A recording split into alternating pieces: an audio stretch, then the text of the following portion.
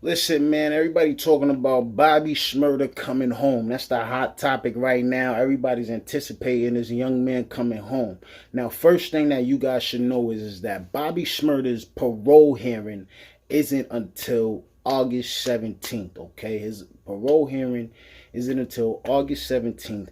And from that date, they got 2 weeks, all right? They got 2 weeks from August 17th to say whether or not he's granted parole or whether or not he's not, okay? The other thing too is if everything fails, knock on wood, hopefully it doesn't, but if everything goes south, he can be up in there until December 2021. Now, December 2021 is the latest that he could stay in there, barring that he gets into some craziness while in there. So that's the first thing off the rip, all right? So now here's the thing. Now, Bobby Shmurda was signed to Epic Records, okay? They signed him. He had a hot single. We all know the Hot Nigga song.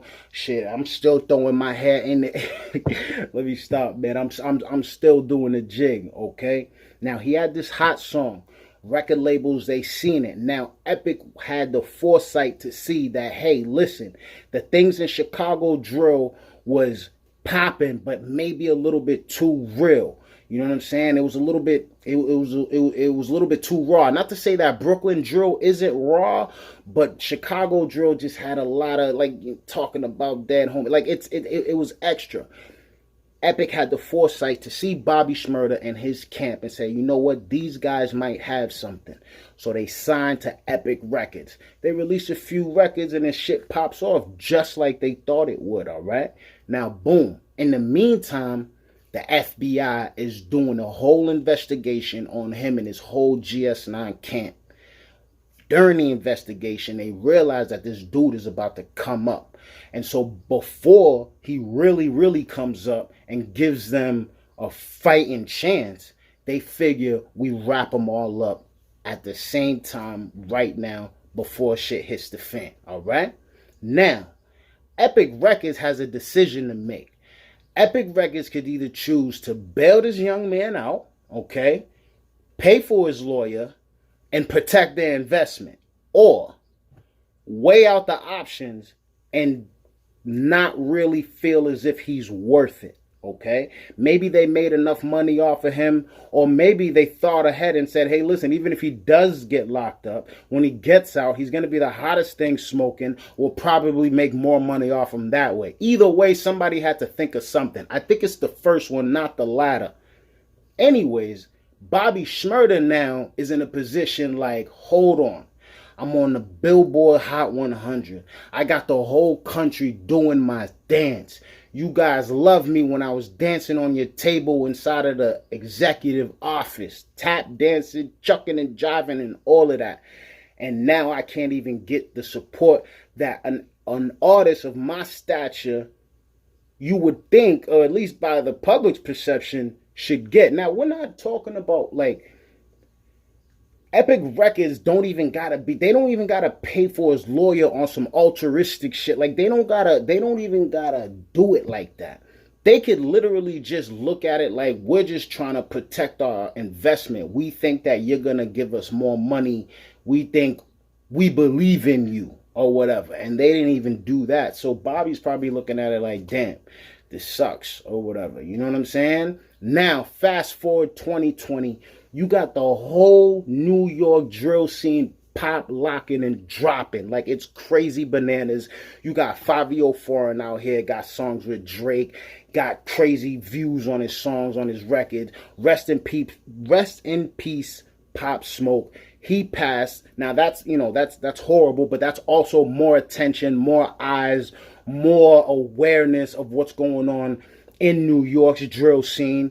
You got a whole bunch of artists just coming out of there and they're making a lot of noise, and they're doing it more in a way that's a little bit more suitable, a little bit more commercialable, a little bit more, you can advertise that better than the Chicago drill scene. Now you got to think about it. Chicago drill, it's really going down. Every day in the news we really hear about people really dying. 14 people getting shot up at a whole funeral is bananas. bananas on any level. You see what I'm saying? So it's like you got all that and you got all this, and people love to use Chicago as like, as an excuse as to why things are the way they are and why black people are, in the position that they are. People, there's a lot of politics involved in Chicago. Plus, not to mention, forget that. You don't even got to talk about that. You could just, like, literally, the artist that, like, you got one artist that everybody's banging to, and then he literally gets shot and he gets killed. Like, Jesus Christ, how big do you think Young Pappy would have been right now if he wasn't killed? Like, think about that. Like,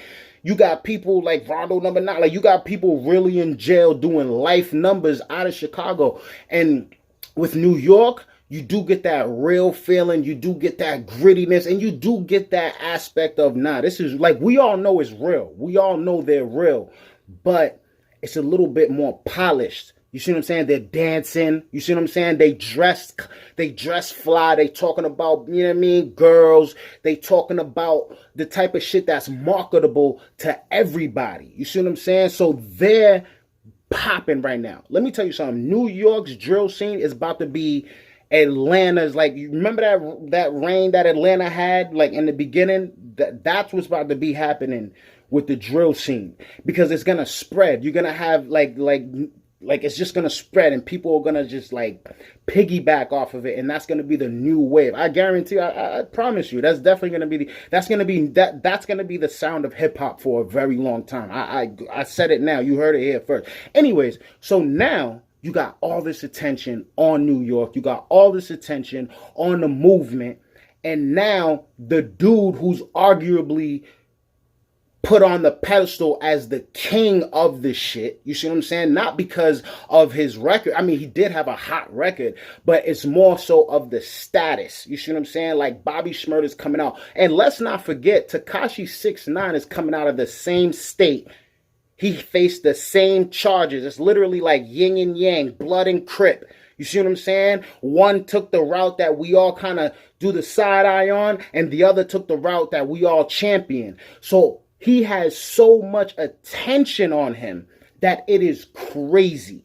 He could leverage this attention and really be the hottest thing smoking out of New York. And think about it. People elevated Pop Smoke to us that, like, when we hear the album Pop Smoke just dropped, we all was like, Jesus Christ, this dude would have really did it. Like, it wasn't like a little, he had a whole different sound that everybody was rocking with.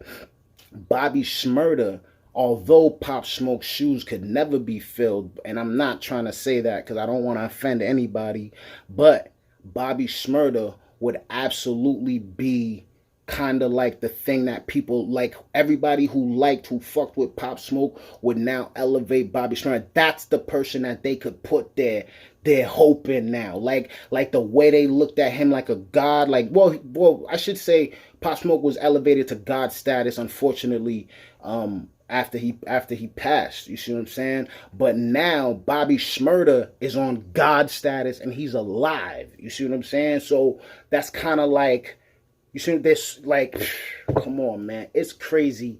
It's bananas. Let's follow this up and let's see what happens. So don't forget, it's August 17th.